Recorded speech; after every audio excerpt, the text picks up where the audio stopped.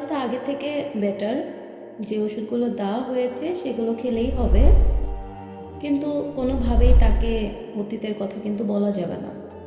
তাকে তার মতো থাকতে দিন, আর কখনোই যেন সে ওই জায়গায় না যায়, এতটুকু খেয়াল রাখবেন। আজকের মতো আসি।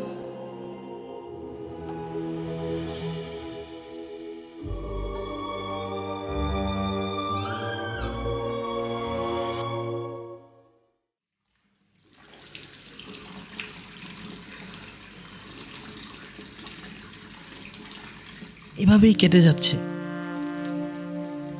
দিনের পর দিন, রাতের পর রাত। মাথার ভেতর এমন এক অঙ্কের হিসাব চলছে যে আসলে যার উত্তর একদমই মেলাতে পারছি না বহু বছর ধরে।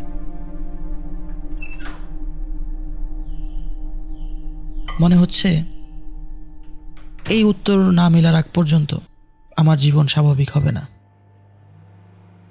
কোনো কিছুতেই মন বসে না, কিছুই ভালো লাগে না। ঘরের এক কোণেই বসে থাকি। তবে এই অঙ্কের শেষ আমি দেখেই ছাড়বো।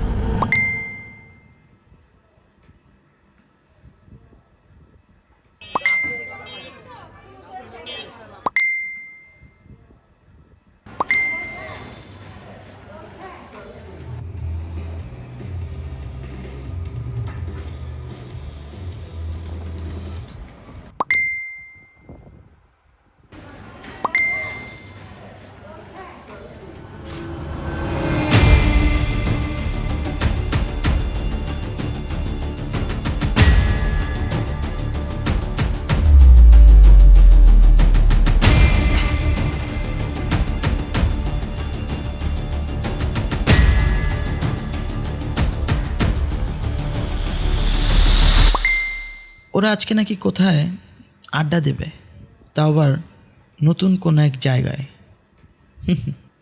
যাই হোক, একদিক দিয়ে ভালোই হলো, অনেকদিন পর ঘর থেকে বের হওয়া হবে।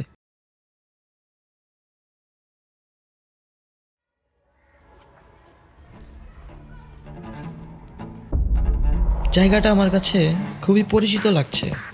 মনে হচ্ছে কোথায় যেন দেখেছি। খুব একটা ভয়ও করছে, শরীরটাও হালকা ঘামাচ্ছে, কিন্তু কিছুতেই মনে করতে পারছি না। এখানকার মাটি, বাতাস, গাছ সব কিছুই যেন মনে হচ্ছে আমি এর আগেও দেখেছি।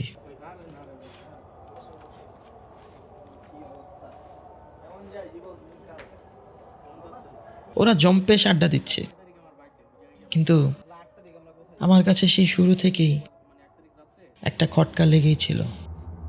আমার কাছে মনে হচ্ছে জায়গাটা বেশ একটা ভালো না।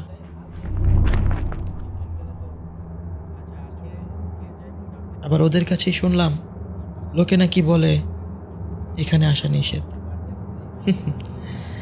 তারপর আমরা কত বেহায়া এবং সাহসী এখানে এসে আড্ডা দিচ্ছি।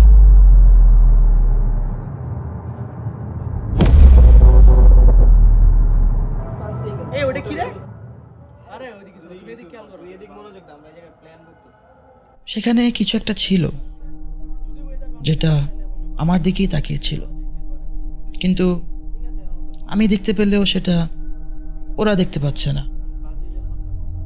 তাই জিনিসটা কি সেটা জানার জন্য আমি একটু সামনে এগিয়ে গেলাম।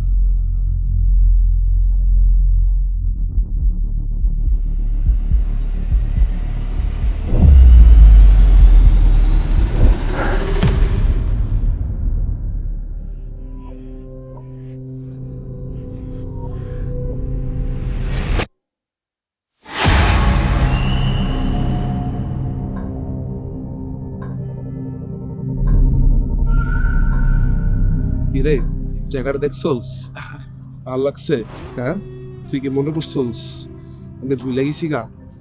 হ্যাঁ, এই জায়গাটা দেখছস কেমন চুপচাপ? তোর মতোই কিন্তু জায়গাটা মজার। হ্যাঁ, তুই কি মনে করস তোর মতো চোরে আমি দিনে 10 বার সাইজ করি? হ্যাঁ, কিরে এতটুকুই তো দম শেষ? হ্যাঁ তুই কি করতে পারি তোর এই অবস্থা? কি কিছু কর। কি রে কিছু করস না কে?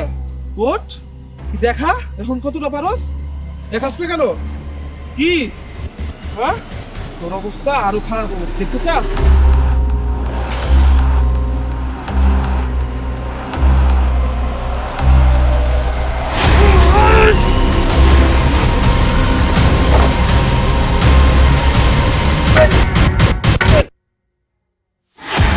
বিশাল ভাই, বিশাল ভাই, বিশাল ভাই, আল্লাহ কি করলাম এটা?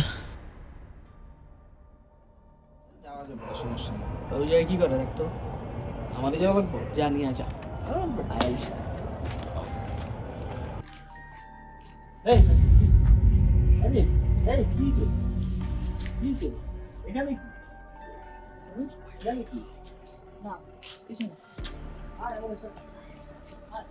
আমি এতদিন হিসাবটা মেলাতে পারিনি, কারণ উত্তরটা আসলে আমার মেমোরিতে ছিল না।